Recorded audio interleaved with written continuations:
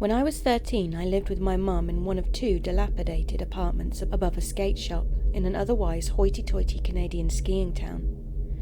My mother is a lovely person, but she was deeply depressed following the divorce. She is also largely uneducated because her parents, devout Jehovah's Witnesses, thought the world was going to end in the 1980s and didn't see the point in her completing much schooling. All this to say that when this story takes place, she was working part-time for minimum wage in a grocery store, and we weren't doing very well. We got most of our food from food banks, second-hand clothes, furniture from the garbage, and all we could afford to live in was this terrible apartment. And when I say terrible, I mean terrible. All of the floors were crooked enough to feel the incline. There was a balcony in the back, but we were warned to use it at our own risk as it had never been maintained. We only used it in the summer, after I got heat stroke.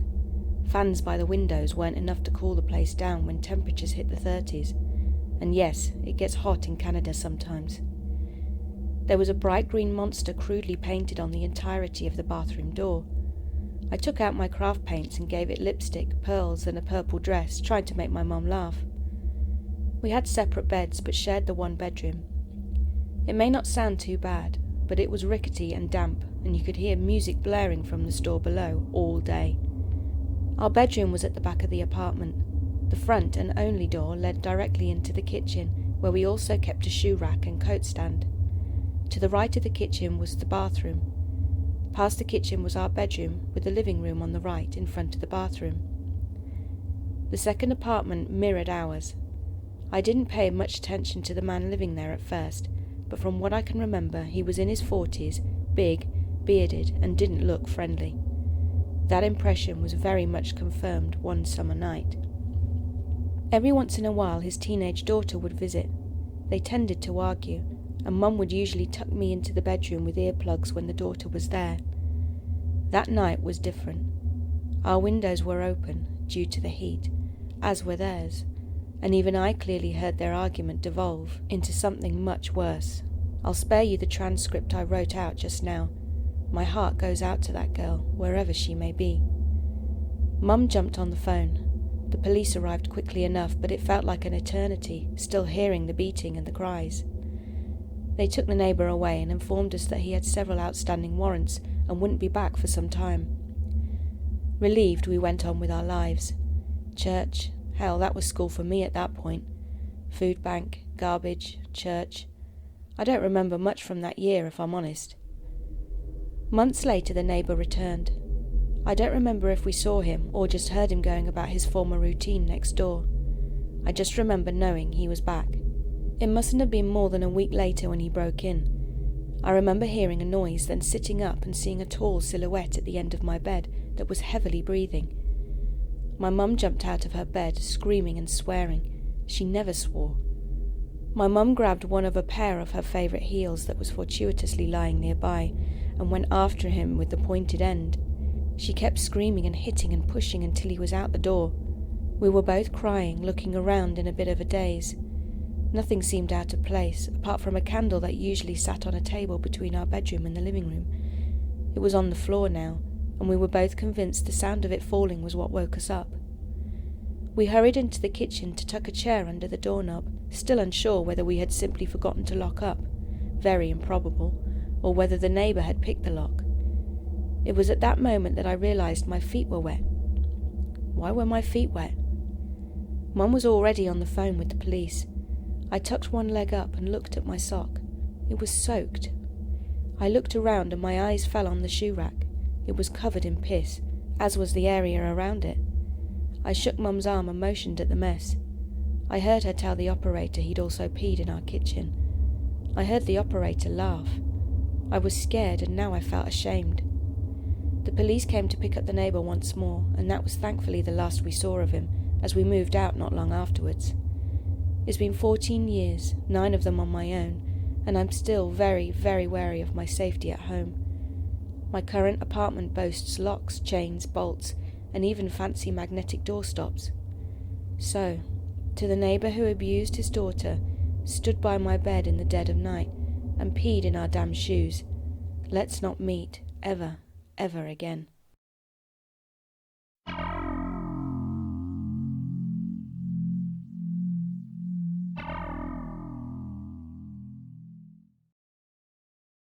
This story happened to me 4 or 5 years ago.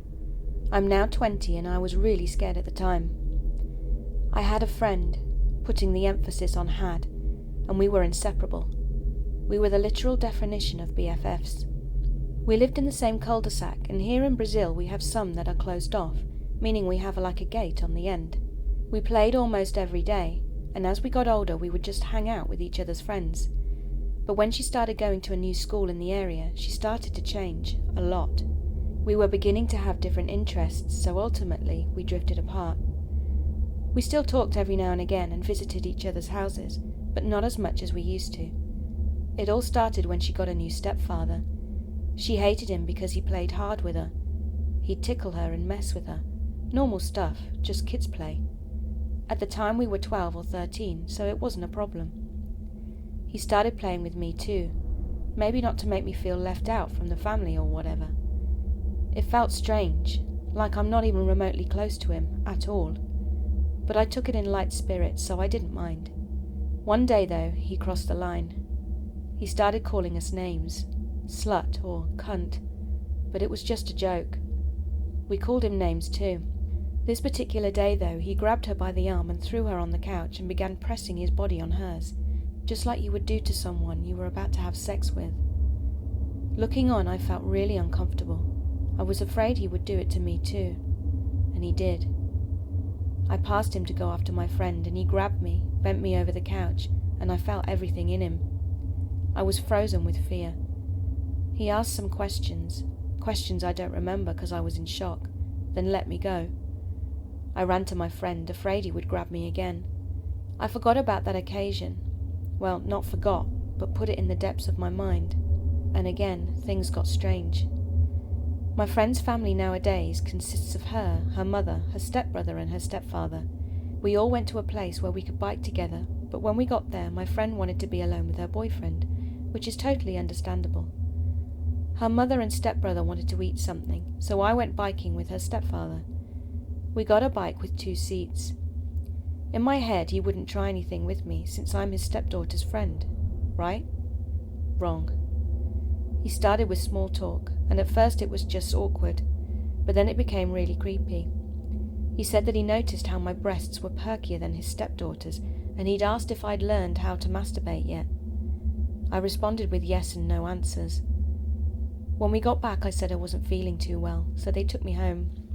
I was really scared of him and decided to stop visiting my friend's house so often, trying to avoid him or any awkward situations. The last time he tried something with me was close to the last time I would see him. I used to wear this skirt a lot. It was really comfortable and just my style, ankle length and black, but it was tight-fitting around my butt. I was at my friend's house helping her with I don't remember what. She was in the living room and had asked me to get something for her from her bedroom that was on the 2nd floor. I went up the stairs and got what she had asked for, but I didn't know he was up there. He suddenly barged into the room, slapped my butt and said, "You look hot in that skirt." I swatted his hand away and told him to stop. I went back downstairs and acted like nothing had happened. Some months later I discovered he'd abused the cleaning lady who worked at their house. She was our cleaner too, and had told my mum and advised my mum to not let me be near him again. I moved to another state a year or 2 later, so I never saw him again. So, to my ex-friend's stepfather, let's not meet ever again.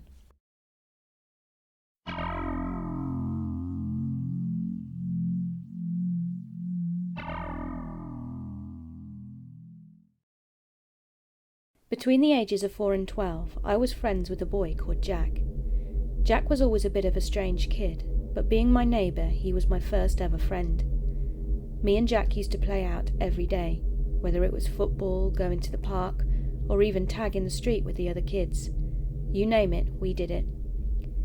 One weekend in the summer, when we were 8 years of age, it was a scorching hot day and 2 of the kids in our street were having a water fight. Having some water guns in our shed, I thought it would be a great idea to fill one up and join in. So as the day goes on, we are having a great time, and a few other kids are joined in with their water guns too. This is when Jack comes out with one of those thermos flasks that keeps your hot drinks warm all day, and he hurls it. Presumably he intended to throw the water, but it was full to the brim, and it proved to be too heavy for him to keep hold of, so the water and flask fell to the pavement, steam instantly rising just a few feet from me and one of the other kids. Jack's mum came rushing out of her house and screamed at Jack, telling him to get inside. Being only 8, I didn't realise just how serious this was. A couple of years later, me and Jack went to our local park. When we got there, Jack asked me if I wanted to see something cool. He then pulled out an expensive-looking BB gun. Jack said that he got it off his dad, who said he could shoot cans with it. But when me and Jack went into the forest behind the park, Jack then started firing at random kids that were also playing in the forest. I told him to stop a few times, but he told me to stop being boring and continued with his stupid behaviour. I then made my way home with Jack following me, shooting me every so often. He hit me in the shins a few times. I told Jack to grow up and then told him I didn't want to hang out with him in school or after school anymore. I continued to see Jack in school, and he would smile creepily at me and would make slices across his throat with his finger when he saw me. One day I was in my garden with my cousin, and Jack was in his bedroom window holding a tie, and he had made a noose gesture with it, pointing at me and my cousin before giving us a sinister smile.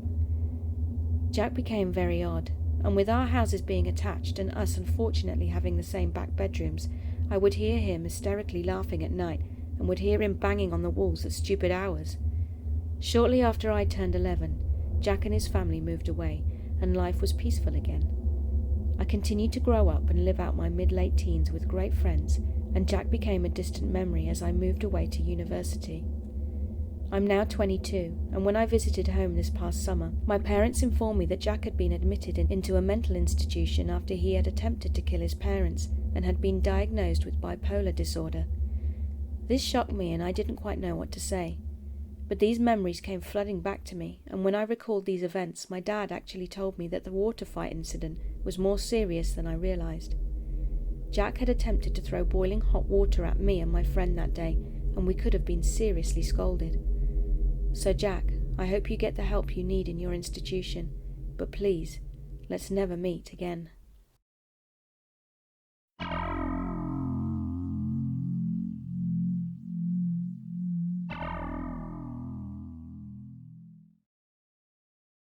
This happened when I was 15 and a junior in high school. I'm now 24. I had recently passed my permit test for my driver's license. The next step was to enroll in a driving school where I would have supervised drives with an instructor. My mum looked all over and signed me up with the best reviewed company in our area. The plan for the first session was to drive around my town for 1 hour. I was a little nervous but excited. My instructor Maurice came to the door to introduce himself, and we invited him inside to brief us on the session before taking me. He looked about 60 years of age and was very large in stature. Immediately his personality began to show. He was loud and funny, which made me feel comfortable. He talked with my family as if they were old friends. He and I said goodbye to my family and headed outside to start the session. I got in the driver's seat and he told me to adjust my mirrors and put on my seatbelt.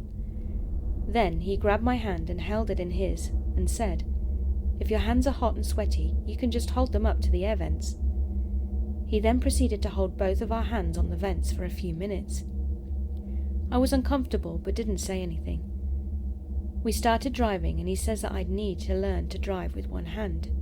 So he took my right hand and clasps it in his again. We haven't even barely left my street and this guy began being a total creeper. Not to mention, I am not an experienced driver, so I could barely keep the car straight with one hand. I was shocked, disgusted and scared, but I was 15 and didn't know what to say. He talked to me about his wife and 3 daughters during this ride, which made me feel like, okay, he isn't that weird. I didn't know what to think. He held my hand the entire ride. We finished the drive and he walked me back into the house and spoke with my parents, being super bubbly and friendly again. I reasoned that I probably was misreading him and decided not to tell them what he had done. In hindsight, I think the mention of his family made me feel guilty, and if I were to tell anyone, he may lose his whole family. I was now dreading my next session. On this one, we would be driving an hour away to a town I'm not familiar with. I get in the car for the second session, hopeful that the last time was just a misunderstanding, but immediately he grabs my hand again. I wanted to run out, but I was frozen.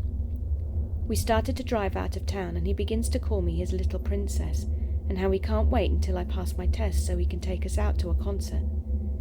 I was in survival mode at this point. I wasn't familiar with the area, and although I was driving the car, he had complete control because I didn't know where I was. I wanted to keep him happy enough with me just to make it back home so I could finally tell my parents. He unclasps his hand from mine and puts it on my thigh, telling me how beautiful I am. I'm absolutely terrified. I had a plan that if he tried anything further, I was going to slow the car down enough for me to hop out and run into the opposite direction, but leave it in drive so he wouldn't be able to follow. Luckily, it didn't come to that. I made it home, and when I got inside, I told my parents everything. They were totally disgusted and enraged. They called the company he worked for. He was actually the co-owner, and explained the incident. He ended up denying everything and said I was making it up. He was placed on paid leave, and I'm not sure what ended up happening there. I didn't press any charges. I just never wanted to see him again. I still needed to finish another session before being eligible to take the driver's test, so that same company sent a woman instructor at no charge to us. Although I felt safer during the drive, this woman was grilling me about the situation, as if she didn't believe me, making me retell it. Then she would shake her head and say, "Wow, that doesn't sound like something he'd do." It was beyond frustrating. In the end, I got my license and never saw him again. So disgusting driving instructor guy, let's never ever meet again.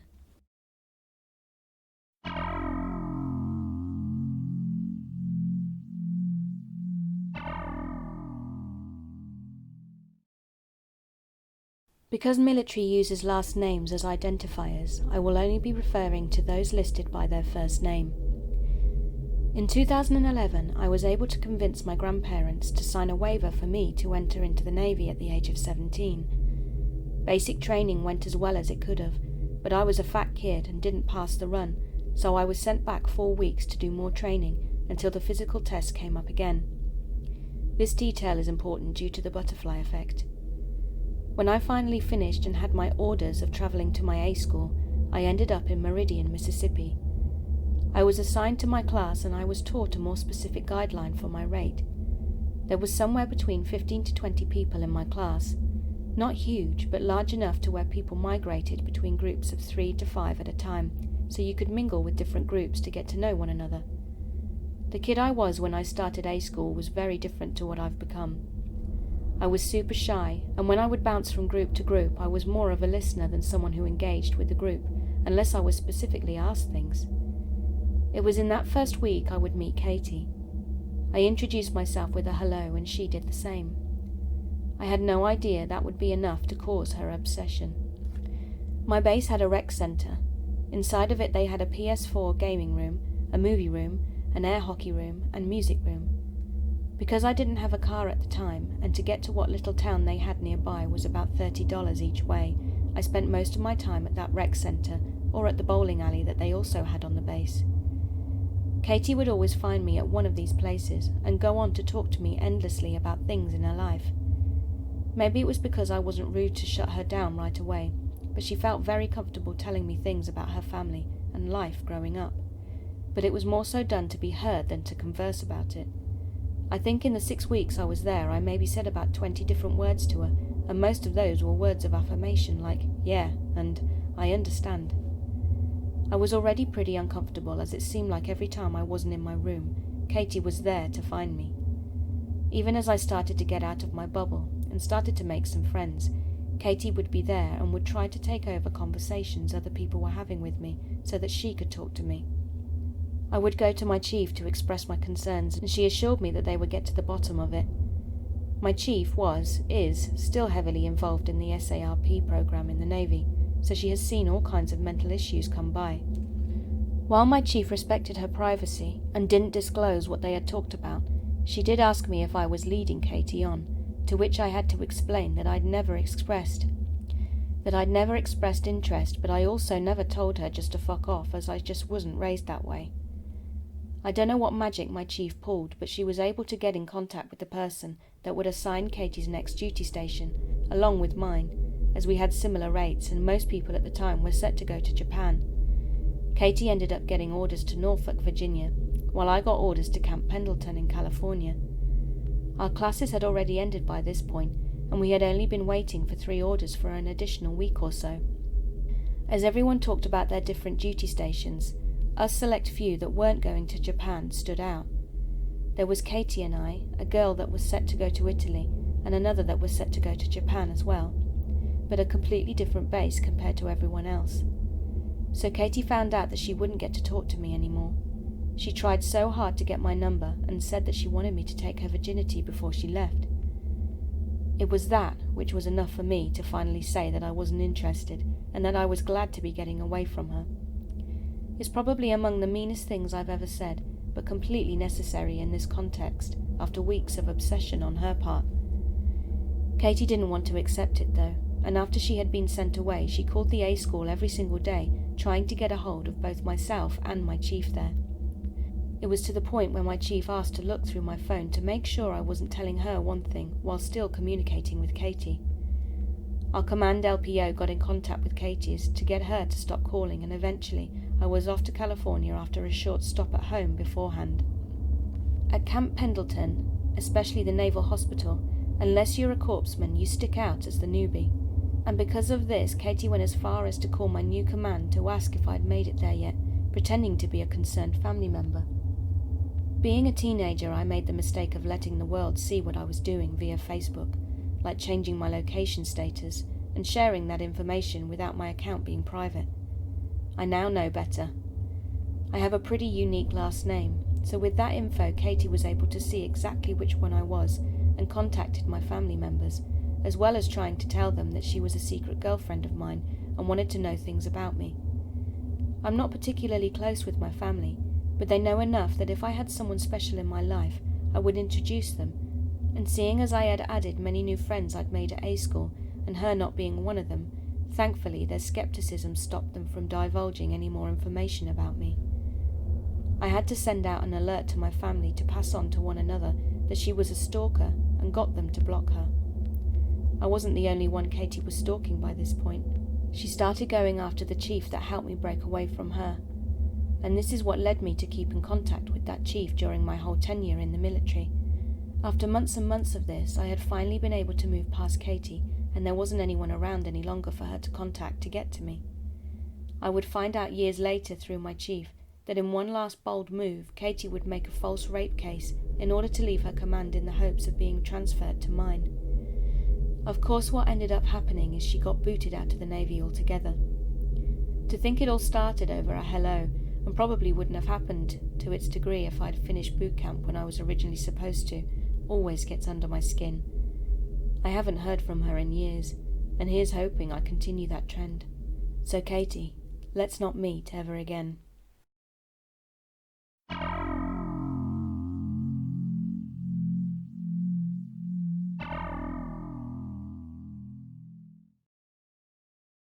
I was 12 at the time. I and my family would always go to a private club that had a lot of activities. I shall list some so that you get an idea. They have 30 tennis courts, 11 indoor racquetball courts, 2 basketball courts, 2 volleyball courts, and a huge open field with a pool in the middle. It was just a normal Friday.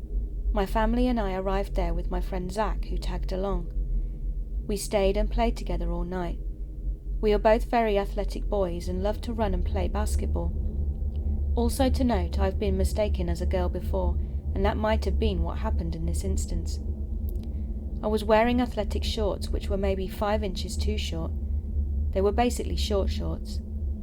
So, Zach and I went into the pool and started playing Marco Polo. A man approached us and got within about 3 feet from us and just stood there, not saying a word. We didn't think anything of it and just moved out of the way, thinking that he was someone's dad, just trying to get somewhere and not seeing us. As we moved from the side, I felt a pinch on my butt. This had never happened before, and I was too innocent to realize what had just happened. I whispered to my friend that dude had just pinched my butt, and he just laughed it off. About 5 minutes later, this guy comes back to us and again just sits there. Me and Zach are freaking out now because this man pinched me and now seems to be following us. Zach decided to swim past him to see if he pinched again, like a test. He didn't pinch him, but moved closer to me. I took a step back and swam as fast as I could over to Zach. This time I think he tried to grab my butt, but only succeeded in brushing my thigh. I freaked and told Zach that I was getting out of the pool and going to play basketball. He made fun of me, calling me a scaredy cat, but my gut told me that something was off.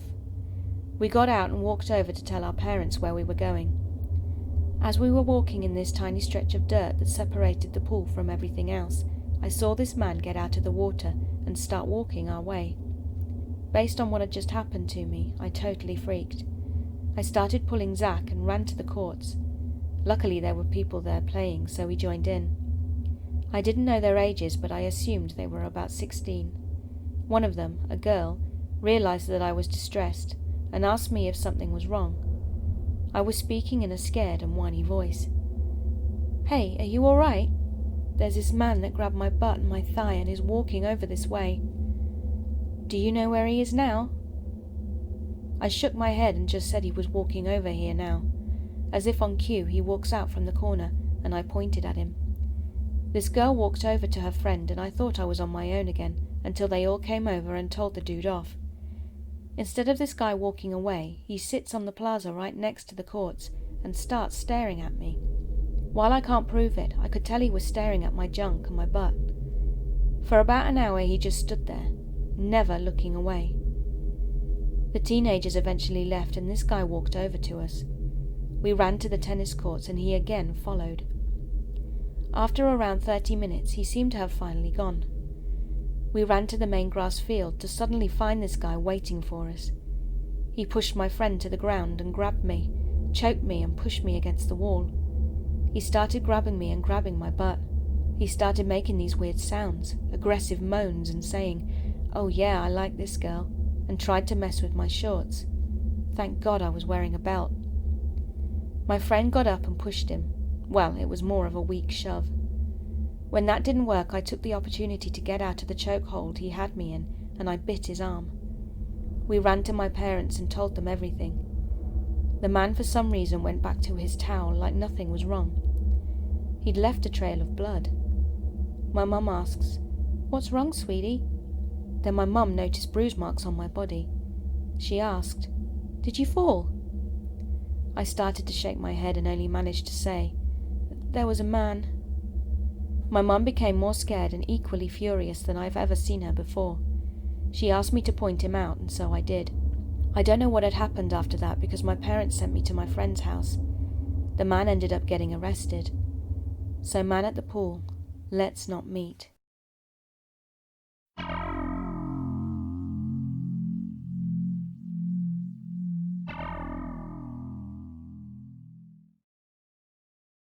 I have never really posted here before, but let me state that this happened to me years ago, and my mum and I are both far away from this creepazoid, and we will never, ever see him again.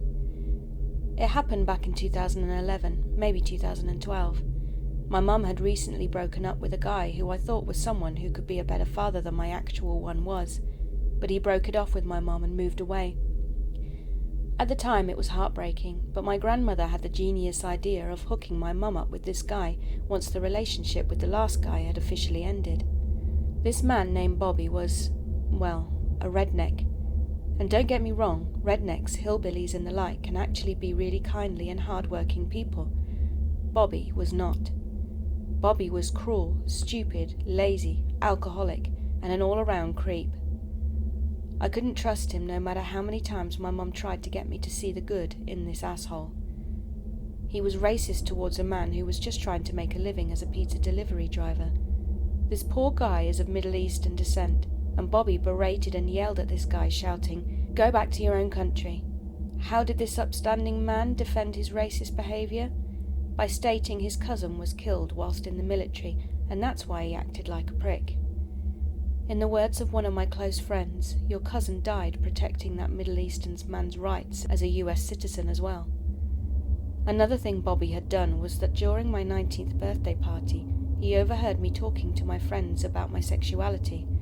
I'm pan for the record, and after he demanded I kiss one of my friends to prove it, he went on and on about how sinful I am and that the Bible says this, that, and the other thing. On top of that, earlier one of my friends, who was 15 at the time, had dealt with Bobby leering at her dancing as if she were a stripper at a strip club. It took my mum a while to be rid of him, and it took them fighting and him calling her a whore to kick this creep out of the house.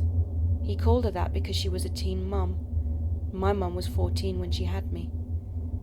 This guy made me angry and afraid and caused a rift between my mum and I. We've repaired our relationship somewhat, but Bobby had done damage. The last time I'd heard of him was when an ex of my uncle had a run-in with Bobby, and he asked about his daughter's location. Confused, the ex inquired who he was talking about, and he replied with my name. My uncle's ex-girlfriend flat out said, "She is not your daughter." So to Bobby, if there is an off chance that you read this, and you are computer literate anyway, so I doubt you would, I am not your daughter. You are a racist, disgusting pig that took advantage of my mother's loneliness, so let's never meet again.